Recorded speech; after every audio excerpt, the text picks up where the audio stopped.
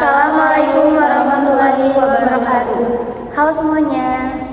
Perkenalkan, nama saya Naila Katurunada Basori. Dan nama saya Rosalina. Kami dari kelompok 5. Dan ada Miftah dari kelompok 9. Miftah dengan Eva. Miftah dengan Eva. Evanya belum datang.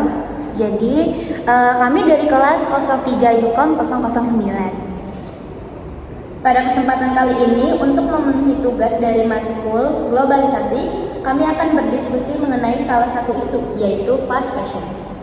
Sebelum masuk ke pembahasannya, di sini kami akan belajar memahami bagaimana fast fashion berkembang, dampaknya, dan kenapa isu ini penting banget buat dibahas di era globalisasi sekarang.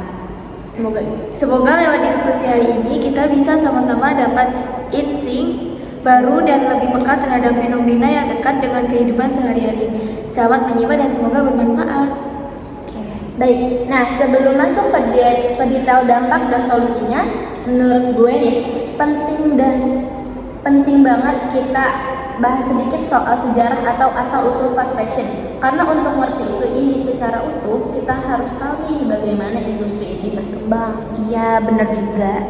Jadi, fast fashion itu mulai naik sekitar tahun 1990-an sampai awal tahun 2000-an. Brand-brand besar seperti Zara, H&M, dan Forever 21 waktu itu bikin model bisnis baru berupa produksi cepat. Mereka mengembangin sistem supply chain yang lebih efisien supaya koleksi baru bisa muncul tiap beberapa minggu. Jadi tiap beberapa minggu itu diupdate model bajunya ya gitu. Bukan tiap musim seperti fashion tradisional. Terus dan karena teknologi manufaktur makin maju, biaya produksi itu bisa ditekan. Penjahitan dilakukan di negara yang upahnya lebih rendah, sedangkan desain dan marketing tetap di negara maju. Sistem ini bikin harga pakaian bisa jauh lebih murah, tapi outputnya yang besar banget gitu. Terus kenapa model ini tuh cepat berkembang? Karena kebutuhan masyarakat juga berubah. Orang makin ingin tampil menarik dengan biaya terjangkau. Media sosial mulai berkembang, tren fashion makin cepat berganti, dan akhirnya fast fashion jadi jawaban buat kebutuhan tersebut. Gue juga lihat nih, ada faktor psikologi konsumen. Harga murah itu bikin orang merasa kayak gak apa-apa deh beli banyak. Jadi bukan cuma soal kebutuhan, tapi juga kesenangan sesaat. Kayak retail terapi gitu, beli baju baru itu masih rasa puas meskipun cuma sementara. Benar banget tuh. Dan dengan adanya e-commerce, belanja tuh jadi lebih impulsif gitu. Tinggal klik bayar, besok udah sampai nih paket bajunya gitu kan. Konsumen jadi makin tergoda buat beli sesuatu yang sebenarnya tuh belum tentu dibutuhin. Tren TikTok kayak Whole Outfit Challenge atau 5 look in a week juga mendorong konsumen untuk buat beli baju lebih banyak gitu. Dan ini tuh memperkuat budaya konsumtif, karena kalau dulu orang beli baju buat dipakai bertahun-tahun, sekarang tuh banyak orang beli baju buat dipakai berkali-kali aja. Jadi bahkan ada survei yang bilang banyak pakaian cuma dipakai 7-10 kali sebelum dibuang. Terus padahal dulu tuh pakaian itu tuh dianggap investasi, tapi sejak fast fashion ada, pakaian berubah jadi sesuatu yang disposable atau gampang dibuang. Itu pemicu utama kenapa limbah tekstil meledak dalam beberapa dekade terakhir. Nah, ini kita masuk ke dampak lingkungannya. Kita masuk untuk yang lebih dalam ya, dampaknya itu apa aja. Nah, kalau ngomongin lingkungan nih, fast fashion tuh punya dampak di semua tahap produksi, dari bahan baku sampai pembuangan. Contohnya kayak produksi kapas, itu butuh air yang banyak banget kan. Belum lagi pewarna kain yang pakai bahan kimia. Di beberapa negara, limbah cair dari pabrik tekstil langsung dibuang ke sungai tanpa pengolahan dulu. Itu bikin pencemaran air, merusak ekosistem, dan berdampak ke masyarakat sekitar. Terus ada juga tuh masalah mikroplastik. Terus kan banyak fast fashion sekarang tuh gunain bahan polyester atau serat sintetis lain yang sebenarnya tuh plastik. Terus saat dicuci, serat-seratnya itu terlepas dan masuk ke sungai, terus kemudian ke laut. Terus ini akhirnya tuh dimakan ikan, lalu balik lagi ke manusia lewat rantai makanan. Terus belum lagi emisi karbon dari transportasi. Karena produksi dilakukan di negara berkembang dan pemasaran di negara maju, perjalanan barangnya panjang. Mulai dari bahan mentah, proses produksi, pengiriman ke gudang, sampai distribusi ke toko, itu berkontribusi besar ke polusi udara. Nah, selanjutnya dampak sosial dan ekonomi. Selain lingkungan, isu sosial di fast fashion juga luas. Banyak pabrik fast fashion berlokasi di Bangladesh, di India, Vietnam, atau Kamboja, di mana pekerjanya menerima upah yang sangat kecil banget. Dan selain upah yang rendah, lingkungan kerjanya tuh kadang nggak nyaman dan nggak aman. Bukan cuma kasus Rana Plaza, tapi juga banyak laporan tentang pekerja yang target produksinya tinggi banget dalam waktu singkat. Itu bikin tekanan mental dan fisik yang berat. Tapi dari sudut pandang ekonomi, negara berkembang, industri ini tuh sebenarnya punya sisi positifnya. Banyak keluarga yang mengandalkan pekerjaan di pabrik. Jadi kalau fast fashion tiba-tiba hilang, itu akan berdampak juga buat mereka. Terus makanya persoalan fast fashion itu kompleks. Ada orang yang bilang industri ini eksploitatif, tapi di sisi lain industri ini juga dari sumber nafkah. Jadi solusinya bukan menutup pabrik, tapi meningkatkan standar kerja.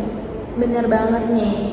Nah, untuk konsumen, langkah realistis yang bisa dilakukan itu bukan harus berhenti total beli fast fashion, tapi mengurangi konsumsi impulsif. Misalnya, menerapkan prinsip 30 wears rule. Kalau lu ngerasa baju itu bakal lu pakai minimal 30 kali, berarti itu pembeliannya oke. Kita juga bisa mulai pilih bahan yang lebih awet, kayak katun tebal atau linen. Mungkin harganya sedikit lebih mahal, tapi umur pakaiannya juga lebih panjang gitu. Jadi ada harga, ada kualitas. Selain itu tuh merawat pakaian tuh dengan benar penting banget. Banyak orang yang buang baju karena rusak kecil, padahal kan bisa dijahit ulang. Perawatan kayak nyuci dengan suhu rendah dan nggak sering-sering dikeringkan juga bisa bikin baju tahan lama gitu.